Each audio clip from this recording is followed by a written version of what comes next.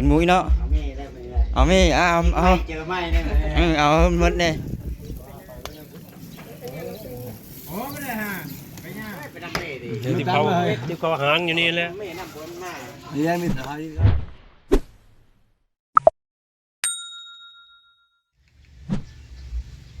ครับทักทายสบายดีแล้วก็สวัสดีสิ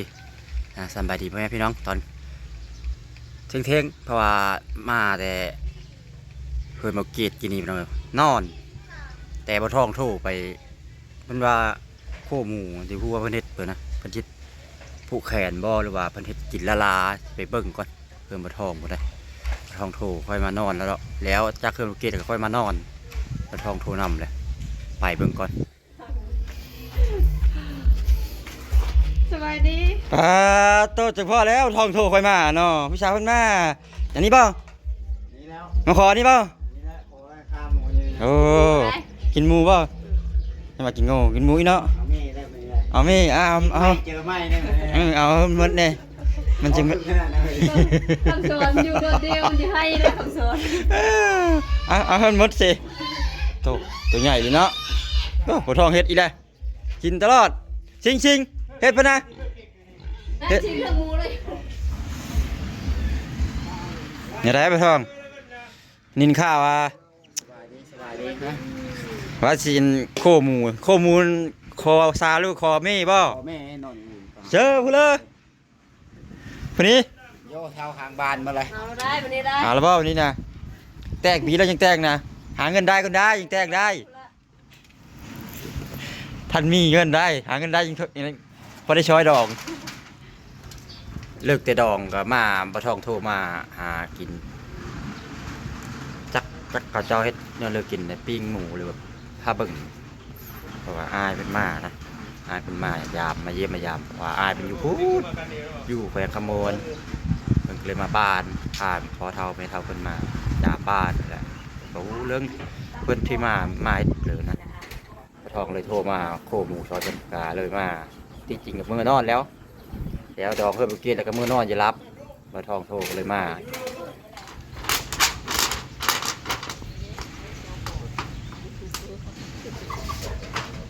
โนคือเก่าละผมกับพี่ได้เอาแม่คือเก่าละรอป่ะรอต้องเท้าที่ละเขามีแต่คนไร้เปิดใจเจ้าอะไรมันเนาะเมื่อวานเลยเดี๋ยวดิหิมะไปหลานมาทองเพิ่นชื่อนั่นเลยก็ชื่อไม้บ่หันมาดิยานเพื่อได้หันไปแล้วโอ้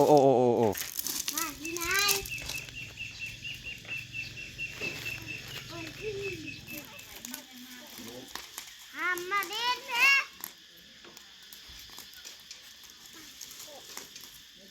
ไล่ป้าทำมาใกล้ๆไปโน่นนะ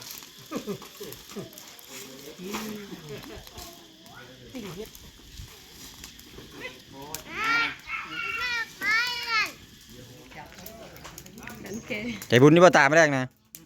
ไปให้เราคุ้มซ้ำไม่ได้มาแต่เก็บเงินของเราแม่ละทำเป็นใหญ่มาแรกที่ทำใหญ่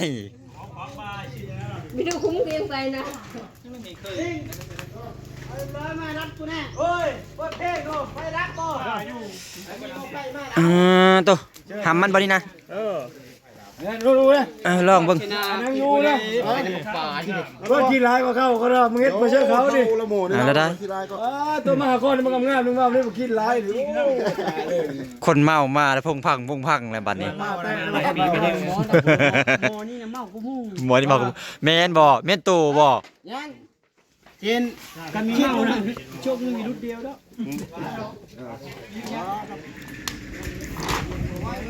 จักไปเลยได้เนาะพงพังเผยพังอีจริงอ้ำเขาอีแม่น่าก็ตื้มไม่ได้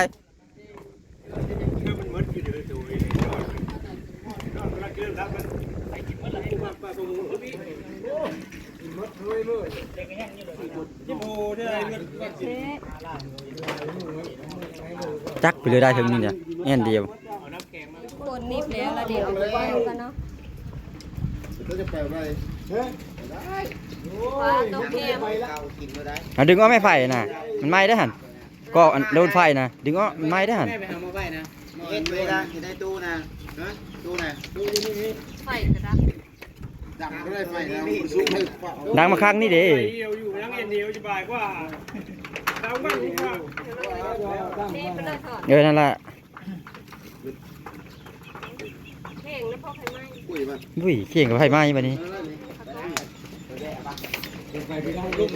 อาไม้ทอด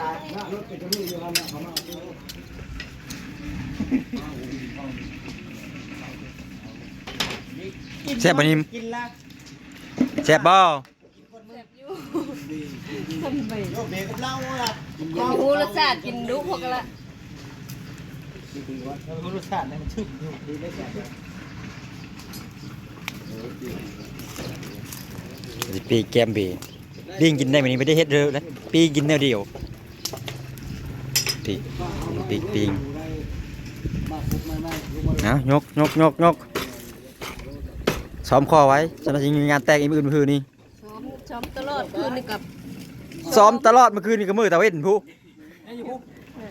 ว้าวเครื่องวายนะนี่จะกิน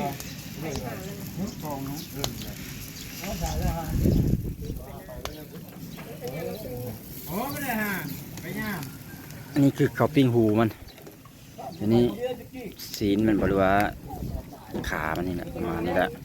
มาเลยว่าหามกองนี่มึง เอ๊ะตก หมูจะหมูล้าเลยทีนี้จะล้าเลย ว้าวอัน ตัวพี่มีตัวเป็นตะเยอะมีตัวมันมัน กินมันละ โอ้ จะตุย กินจะไปว่า กินแน่ ไม่กินแล้วลูกตุย เบิ้ง กินไปก็กินเนาะมันจะตุยนะตัว เนี่ยขวาเอาบ้านนึงเลยเรา มันมาเจ้ากินชายนะมาทำน้ำแข็ง มันมีพาที่ข้าวเก่าตัวนึงหรอปะ ก็บอกอยู่แม่ไปนำเมย์ดิ ที่เขาหางอยู่นี่แหละ เมย์นำคนมา นี่มีหาที่ข้าวหรอไม่ตัดนะ มีแต่มันเนาะ ตัดเลย สำหรับคนมักมัน เมย์มันก็ว่าอยู่เรื่องหม้อเป็นเมย์มันก็ว่าหม้อแต่เมื่อคืนนี่คือหม้ออาจจะของต่อไปโยกปากกามันมาแกง นี่ตอนพิเศษอันนี้ ก็คืนไปเห็นของ โอ้ ว่ากระตังมันสั่ง หมูมีหายหรอกเบิ่ง ว่า ว่า มันนี่มดชื้นละ เอาสีแฮนตัวนี้เนาะ ปักหมูนะ นี่เลย หมอนี่มักเกิ้งหมอนี่ มันไปทางผู้ มันหุ่นจัก ไปต่อว่าอันนี้เราทองจะไปต่ออยู่ มีมาซ้ำมีหน้า ไปมาทำไม ทำไมมาไป เลยกะมืออื่นไปแล้วเองมาอีเนาะแล้วคักพละกวาดบ้านแล้วพอพละ ไปได้ก็มานำเจ้าไปได้เนาะ ไปว่าสนิมกับไปน้ำมาทองว่าจะมาทองว่าไปนะพุ่นได้กวาดบ้านแล้วพุ่นได้ล้างบ้านแล้วพุ่นได้รอได้ นี่นะ ไปย้อนนะมั่งก็ไปย้อนได้ เป็นอะไรล่ะ มักลูกค้าได้ นั่น ไม่ได้ได้ มีกันเนาะ ผมก็ดีเพราะนั้นหา อื้อหือ ไม่ได้เอาค่า ไล่จนเพิ่งไม่ได้หามือทุกกองไม่ได้ เราสมบัตินะ ไหนมาทองอิ่มแล้วบ่ พวกทหารเธอนี่ขึ้นมามันนี่ได้ดูน้องมันทหารเธอสมมติ ไปนี่มีเนาะว่าพุ่นไปยาเนาะตัดไปนั่นช้ำล้านเฮาขายเป็ดขาย หน่ ไก่ อยเพิ่นกินโลไร ขึ้นไปฮอด กินโลได้กินจนพ่อได้ ญาติเดียวตะพื้นจักพลเป็นพี่ยา น้อยนึงแต่คืนนี่ นั่นยังแต่คืนไปอยากเธอ ดีก็เป็นอันนี้นะเขาจะได้น้องเด้แซ่บแล้วเฮาไข่เป็ดไข่ เอา ไก่ เอากิน น้อยเอาแม่ได้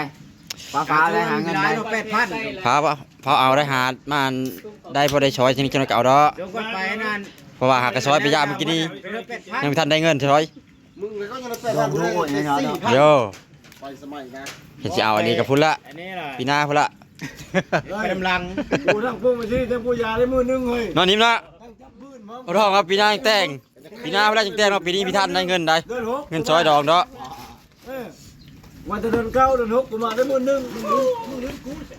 ผู้ช่างจับก็มันเข้าทั้งเกี่ยวเข้าปั่นเข้าพอได้7,000อายแล้วบอกไปเยอะ ลุงพาตายก็โว้ยสบายนึงสบายนึงเนี่ยกินแล้วล่ะไม่ได้กิน ตัวสามชั้นบ่นี่ อยู่หันตะวอด ปะอันบ่ ว่ามัน ตาเดียววันมักเลยอันนี้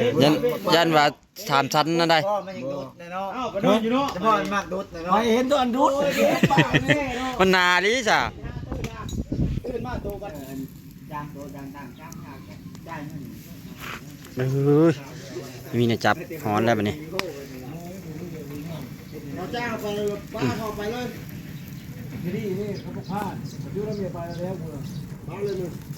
อาวันมันก็โยกเลย นี่แหละหลังจากที่ไปเฮือนมาท่องกะกินกะเศร้าละละพี่น้องเลยมาท่องมันก็ซื้อหมูมาตัวหนึ่ง1,500,000ได้หมูก็ใหญ่อยู่ได้เพิ่นมากินซุ่มแซ่บอะไรพี่น้องเพราะว่าอายเพิ่นมาเพิ่นซื้อมาสู่อายเพิ่นกินค่อยละว่าเพิ่นเฮ็ดเผื่อได้ตัวใหญ่นะหมูเทิกไปกะกินนี่กะกับไทเฮิร์นเพิ่นแน่แล้วก็เขามาอำลังแน่ไปทำอิฐในแต่ตอนนี้มันก็ปลาท่องไทเฮิร์นเพิ่นท่านค่อยโคหมูโคกินยาค่อยก็มาได้ปะนี่ปลาท่องมันก็ไปน่าจะไปเล่นบ่หมู่เพิ่นมาโซนได้ปลาตามาโซนค่อยก็มานอนพักผ่อนคือเก้าพี่น้องเอ้ยพอช่วงนี้เฮาบ่ได้รับได้นอนส่วนหลายมันจะเป็นงานดองอ้ายน้องเจ้าของนี่แหละคือในคลิปนี้ก็บ่ได้เอาอย่างไรพี่น้องก็จะได้ขอจบลงเพียงแค่นี้ได้เอาไว้คลิปหน้ากับวิดีโอหน้าพบกันไหมก็ขอขอบคุณใจที่เฮามาติดตามนะครับส้ม